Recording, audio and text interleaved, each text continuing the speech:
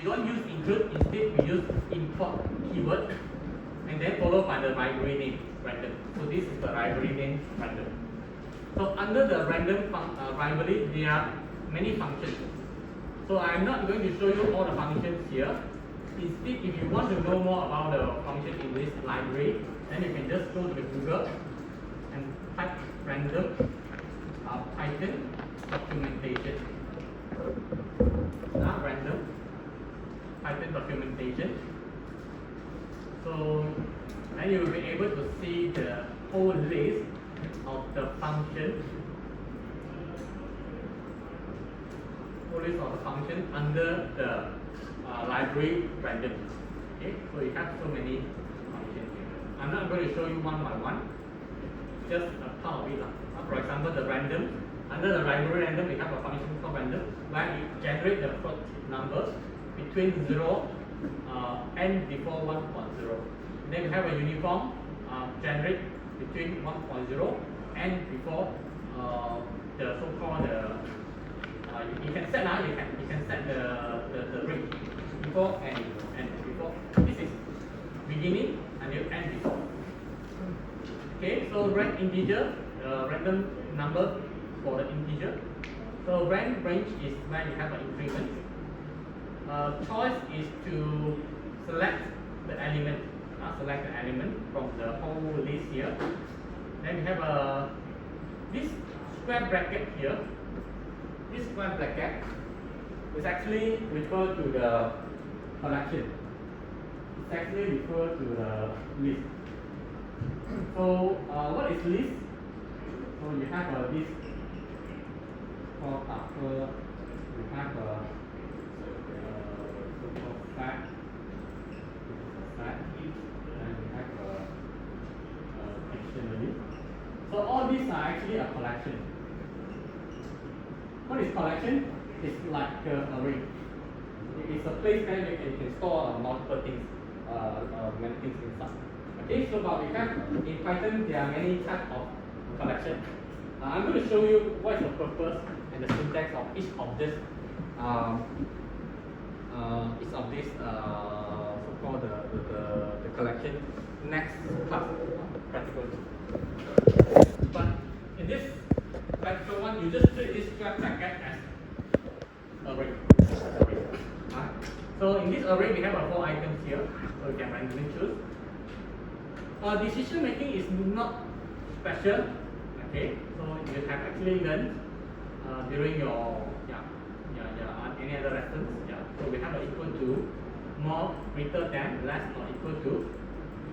The only difference between the C++ and the Python here is we use the same syntax if, then we have a condition, but at the end we add a column here.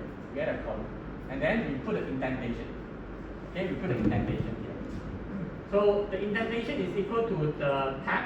You can type tag, or you can put 4 spaces, 1, 2, 3, 4. Okay. So if you look at this second condition here, okay, else if we have this condition, then we do this. Okay, we do this. In the C++, if you want these 2 lines belong to this condition, then we have to use block statement, right? We have to use block statement. So it means that these 2 lines is actually belong to it. But in the Python, we don't have block statement. We don't use the curly bracket. We just use the indentation. These 2 indentation here is equal to block statement. Belong to this.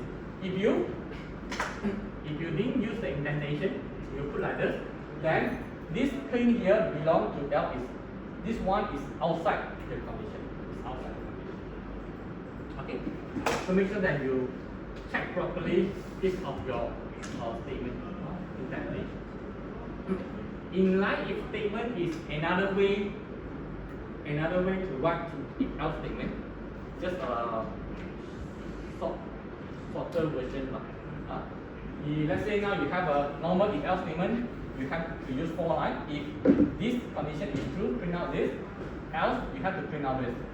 You can actually simplify this 4 lines into a single line where you have a condition at the middle. If this condition is true, then we are going to do this. Else we are going to do this. So it is same thing. It will give you the same output.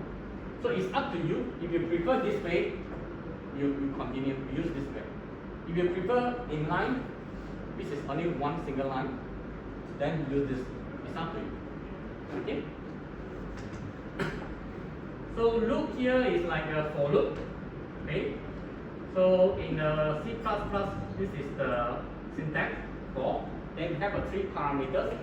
Initialization, we have a condition or the ending point, and then we have an increment, right? So in the Python also same. So instead of using a for and then straight away put a 3 parameters, we have to declare the variable I to store the value inside your list. Okay, for I, any variable, you can put any variable. For I in the range 11. So in the Python, we have a three parameters also, right? Look at the third one first.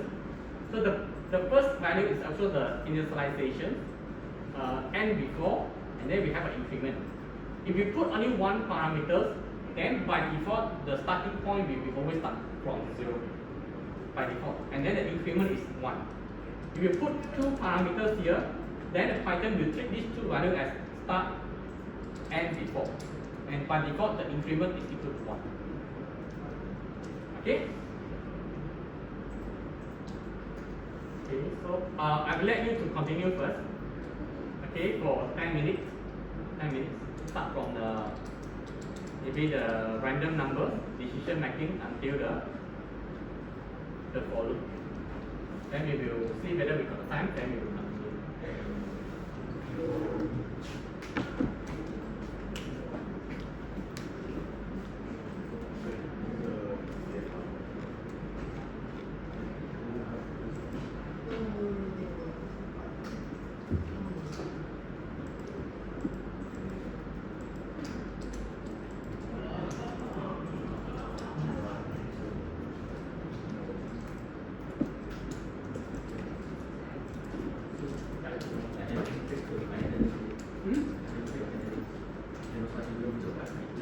I think I signed for you already.